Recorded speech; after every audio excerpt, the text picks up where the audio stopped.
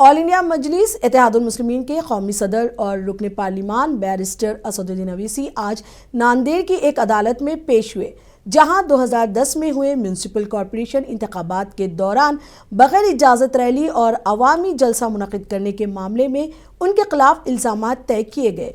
ये मुकदमा नांदेड़ के अतवारा पुलिस स्टेशन में साल 2010 में दर्ज किया गया था। पुलिस का इल्ज़ाम था कि इंतखाबी मुहिम के दौरान अवैसी ने मुकर्ररा ज़वाबित के खिलाफ वर्जी करते हुए रैली और जलसे का इनेकाद किया। वाज़ेह है कि 12 जुलाई 2023 को नांदेड़ अदालत ने इन्हें इस मामले में जमानत दी थी।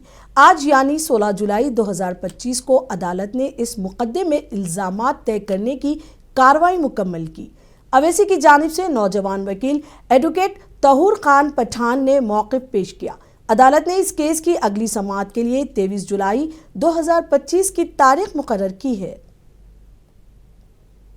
इसमें वोट निवडणूक के तहत के दौरान एक मामला दर्ज हुआ था, जिसमें टोटल 8 आरोपी थे। इस 8 आरोपी के अंदर 2 आरोपी का mean during the pending of case 2 की डेथ हो चुकी है, और एक आरोपी सिद्दीक अली साहब जो इंडिया से बाहर शिफ्ट हो गए हैं, उनका सेपरेट ट्रायल करते हुए आज 6 आरोपी के खिलाफ इंक्लूडिंग जनाब असदुद्दीन अवैसी साहब सबके खिलाफ में जो सो आरोप तय किए गए हैं। मैटर तो टेक्निकल रजिस्टर्ड किया गया है। इंशाल्लाह ये केस हम जो भी लीगली है हम एविडेंस क्रॉस करेंगे विटनेसेस को, और इंशाल्लाह जो सो सभी आरोपी इंशाल्लाह बाइज्जत बरी होंगे। नहीं, वारंट नहीं है, वो अवेलेबल वारंट था, वो कैंसिल हो चुका। जी हाँ, 12 जुलाई 2023 को असद अवैसी साहब सुमोटो अपियर हुए थे। सुमोटो अपियर होकर कोर्ट में बेल एप्लीकेशन फाइल किया था, जिसमें कोर्ट ने उनको जमानत दी थी और नेक्स्ट डेट अभी चार्ज के लिए रखा हुआ था। आपको बता दें कि अदालत के बाहर अवैसी ने मुख्तलिफ मौज़ूआत पर गुफ्तगू की। ख़ास तौर पर महाराष्ट्र में कुरैश बरादरी की जानिब से किए गए बंद की हिमायत करते हुए कहा कि कुरैश बरादरी के मसाइल की तरफ महाराष्ट्र हुकूमत को संजीदगी से गौर करना चाहिए। उन्होंने महाराष्ट्र में मस्जिदों से लाउड स्पीकर हटाने को लेकर की जारी कार्रवाई पर भी हुकूमत की नुक्ताचीनी की। वहीं पहलगाम हमला मामले में भी अवैसी ने हिफाजती इंतजामात में हुकूमत पर नाकामी का भी संगीन इल्ज़ाम लगाया। अवैसी ने बिहार में SIR के हवाले से इलेक्शन कमीशन की नुक्ताचीनी की। कुरैश बरादरी के लोग भैंस को लेके जा रहे हैं। भैंस प्रोहिबिटेड नहीं है। आप गौरक्षक रोक के मारते हैं, उससे इमेज खराब नहीं होता।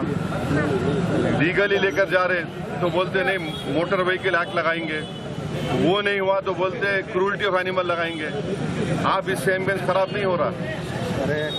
आपकी प्रायोरिटीज गवर्नेंस के क्या है वो हमको बताओ ना। सिर्फ एक ही समुदाय को आप पीछे पड़ेंगे तो आपका वो प्रायोरिटी है क्या?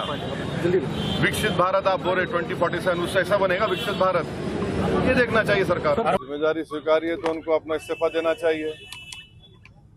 भाई 26 हमारे भारत के नागरिक को मजहब उनका पूछकर, क्योंकि उनका ताल्लुक हिंदू धर्म से था, उनको सर पे गोली मारी गई उनके परिवार के सामने। तो अगर उनको इतनी तकलीफ है गवर्नर साहब को, तो वो अपना रिजाइन करे ना। और हम मोदी सरकार से पूछना चाहेंगे कि पहलगाम का जिम्मेदार कौन है, इसका अकाउंटेबिलिटी किस पर आती है? कैसा वो आतंकवादी वहां पर गए उस मेडोज में, और जाकर वहां पर कोई पुलिस की सुरक्षा नहीं। तो ये सब सवालात हैं जो हम आने वाले पार्लियामेंट सेशन में सरकार से पूछेंगे। मगर जहां तक गवर्नर साहब ने जो बात कही है तो उनको रिजाइन करना चाहिए। भाई 26 लोगों का धर्म पूछकर गोली मारी गई और आप सिर्फ अल्फाज से बोल रहे हैं मैं जिम्मेदार हूं। तो अंग्रेजी में कहावत है talk is cheap, you walk the talk. आप जो बोल रहे करो फिर। अब उनका टेन्योर खत्म हो गया, उनको अभी एक्सटेंशन मिलेगा नहीं मालूम, मगर आप अब बोल रहे हैं। भाई आप बताइए, अगर यहाँ पर मैं कोर्ट को आया ना, आपको खबर लग गई, वो पहलगाम में नीचे से ऊपर जाना पड़ता, 45 मिनट लगते घोड़ों पर, खच्चर पर। एडमिनिस्ट्रेशन को नहीं मालूम होता है इतने लोग जा रहे आ रहे इतने दिन से। तो ये बराबर फेलियर हुआ है, सिक्योरिटी का फेलियर है। जो 26 हमारे हिंदू भाइयों को मारा गया वो सिक्योरिटी फेलियर है, इसका जवाब देना चाहिए सरकार। देखिए अख्तरुल ईमान साहब जो हमारे बिहार प्रदेश के अध्यक्ष हैं, प्रेसिडेंट हैं, सदर हैं, MLA भी हैं, उनकी तरफ से सुप्रीम कोर्ट में वो भी पिटिशनर है और सुप्रीम कोर्ट ने जो इंटरिम ऑर्डर दिया है, अब 28 को फिर पेशी है उसकी, जिसमें सुप्रीम कोर्ट ने प्राइमा फेसी यह कहा कि इलेक्शन कमीशन को आधार कार्ड, एपिक कार्ड और राशन कार्ड को भी कंसिडर करना चाहिए, नंबर 1। दूसरी बात जो आप लोगों को समझना चाहिए, 2019 में पार्लियामेंट में भारत सरकार ने इलेक्शन कमीशन तरफ से जो जवाब दिया उसमें कहा कि 2016, 2017, 2018 की वोटर लिस्ट में किसी भी फॉरेन नेशनल का नाम नहीं आया सिवाय तेलंगाना में 1, वेस्ट बंगाल में 1 और एक प्रदेश में 1 आया, 3 लोगों का।